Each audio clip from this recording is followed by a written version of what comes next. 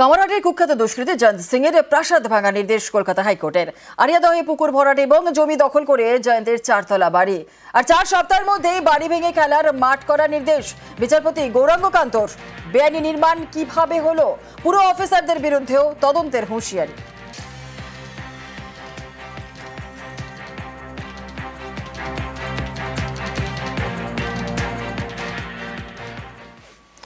আসছে পরবর্তী খবরে। ঝাঁচকচকে রাজারহাট, বিরাট আবাসন, কোটি টাকার ফ্ল্যাট, আর সেখানেও জল নিয়ে জল ঘোলা। কল খুললেই পরে কালো জল, নোংরা জল। অভিযোগ 4 বছর ধরে চলছে এই ভোগান্তি। নির্মাণকারী সংস্থাকে বারবার জানিয়েও কোনো লাভ হয়নি বলেই অভিযোগ।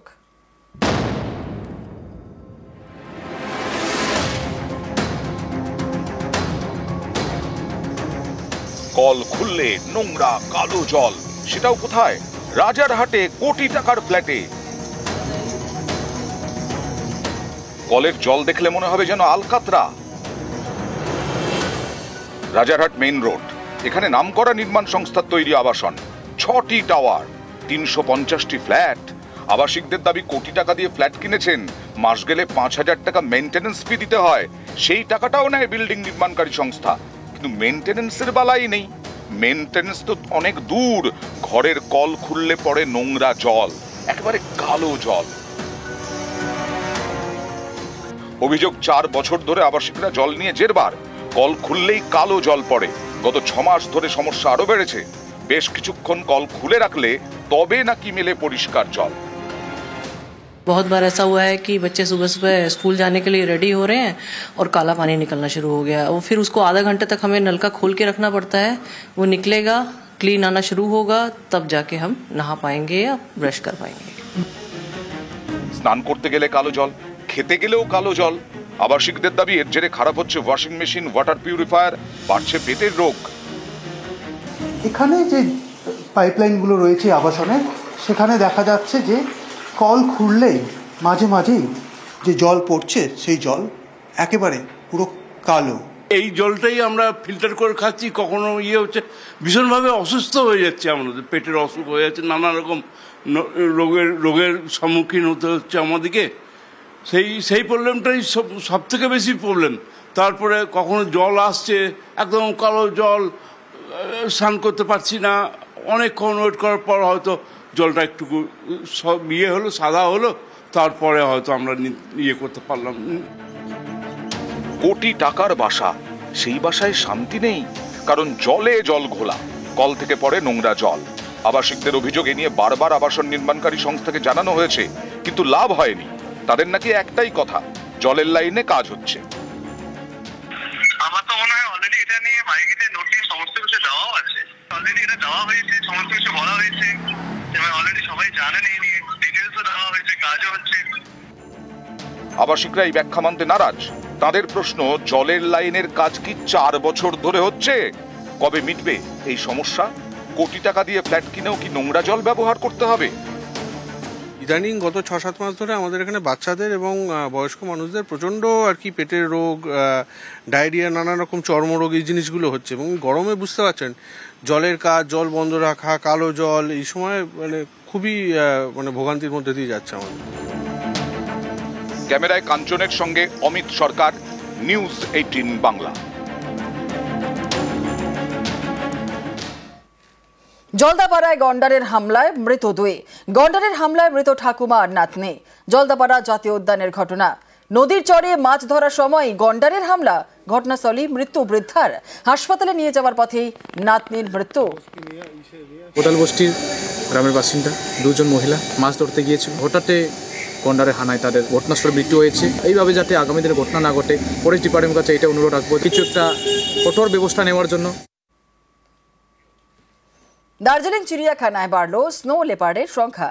গত 13 এপ্রিল স্নো লেপার্ডে রেরের এবং নামকরা ঘরে জন্ম নিয়েছে 2 শাবক।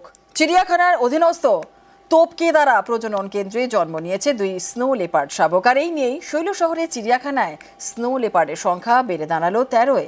আগস্টে পর্যটকদের সামনে বের করা হতে পারে এই 2 স্নো লেপার্ডকে।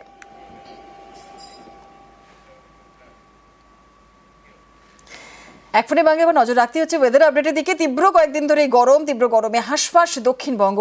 বেলা বাড়তেই অস্বস্তি বাড়ছে। সকালে আংশিক মেঘলা আকাশ থাকছে ঠিকই, কিন্তু বেলা বাড়ার সঙ্গে সঙ্গে অস্বস্তিকর একটা পরিবেশ, অস্বস্তিকর গরম। কারণ বাতাসে জলীয় বাষ্প এই মুহূর্তে রয়েছে, সেই কারণেই অস্বস্তি থাকবে। আর কি বলছে আবহাওয়া অফিস, বৃষ্টির সম্ভাবনা কি রয়েছে আমরা জানবো। আমাদের সঙ্গে রয়েছেন আমাদের প্রতিনিধি বিশ্বজিৎ সাহা। সরাসরি চলে যাব বিশ্বজিতের কাছে। বিশ্বজিৎ, আবহাওয়া অফিস কি বলছে? দেখো, দক্ষিণবঙ্গে তো ভারী বৃষ্টির সেভাবে সম্ভাবনা নেই, তবে উত্তরবঙ্গে ভারী থেকে অতি ভারী বৃষ্টির সতর্কতা আজ রয়েছে। তবে দক্ষিণবঙ্গের ক্ষেত্রে বজ্রবিদ্যুৎ সহ বৃষ্টি রয়েছে। কলকাতা সহ বেশ কয়েকটি জেলাতে, অন্তত 7-8 জেলাতে আজ বৃষ্টি ও ঝড়ের সম্ভাবনা কম থাকবে। তবে যে জেলাগুলিতে আজও ঝড় বৃষ্টির সম্ভাবনা থাকবে তার মধ্যে রয়েছে ঝাড়গ্রাম, পশ্চিম মেদিনীপুর, পুরুলিয়া, বাঁকুড়া এবং পশ্চিম বর্ধমান ও মুর্শিদাবাদ, নদিয়া। এই জেলাগুলিতে বজ্রবিদ্যুৎ সহ বৃষ্টি হালকা মাঝারি এবং ঝোড়ো হাওয়া 30 থেকে 50 কিলোমিটার গতিবেগে বইতে পারে। তবে আগামীকাল অর্থাৎ বুধবার এবং বৃহস্পতিবার এই দুদিন দক্ষিণবঙ্গের সব জেলায় ইনক্লুডিং কলকাতা, অর্থাৎ কলকাতা সহ দক্ষিণবঙ্গের 15টি জেলাতেই এই ঝড় বৃষ্টির সম্ভাবনা থাকবে এবং কোথাও কোথাও কালবৈশাখীর মতো পরিস্থিতি হতে পারে। শুক্রবার পর্যন্ত এই পর্যায়ে অর্থাৎ এই স্পেলে ঝড় বৃষ্টির সম্ভাবনা দক্ষিণবঙ্গে রয়েছে, এমনটাই পূর্বাভাস আলিপুর আবহাওয়া দপ্তরের। জুনেলা, ধন্যবাদ। বাংলাদেশ থেকে আমদানিতে ক্ষোভ। রেডিমেড পোশাক সহ একাধিক বাংলাদেশি পণ্য আমদানিতে নিষেধাজ্ঞা ভারতের। এতে বেজায় চাপে বাংলাদেশ। ভারতীয় বন্দর ব্যবহার করে নেপাল, ভুটানে পণ্য রপ্তানিতে অবশ্য বাংলাদেশকে অনুমতি দিয়েছে ভারত। এপ্রিলে ট্রান্সশিপমেন্ট চুক্তি বাতিল, মেতে আমদানিতে ক্ষোভ। ভারতের চাপে বেজায় বিপাকে বাংলাদেশ। শনিবার বাণিজ্য মন্ত্রক বিবৃতি দিয়ে জানায় বাংলাদেশ থেকে কোন কোন পণ্য স্থলপথে আমদানি করা যাবে না। তালিকায় রয়েছে রেডিমেড পোশাক, ফল, ফলের স্বাদের ড্রিঙ্ক, প্রসেসড ফুড, তুলো, সুতো, প্লাস্টিকের পণ্য এবং কাঠের আসবাব। কিছু জিনিসকে অবশ্য ছাড়পত্র দেওয়া হয়েছে। সেই তালিকায় রয়েছে মাছ, এলপিজি, ভোজ্য তেল এবং স্টোন চিপস। বাংলাদেশের আয়ের বড় ভরসা রেডিমেড পোশাক, যার বড় বাজার রয়েছে ভারতে, আর রেডিমেড পোশাক আমদানিতেই কোপ। স্থলবন্দর দিয়ে বাংলাদেশের রেডিমেড পোশাক ভারতে আসবে না, তবে কলকাতা এবং মুম্বাই জলবন্দর হয়ে এইসব বাংলাদেশি পণ্য আমদানি করা যেতে পারে। কিন্তু জলবন্দরের মাধ্যমে আমদানিতে খরচ অনেক বেশি।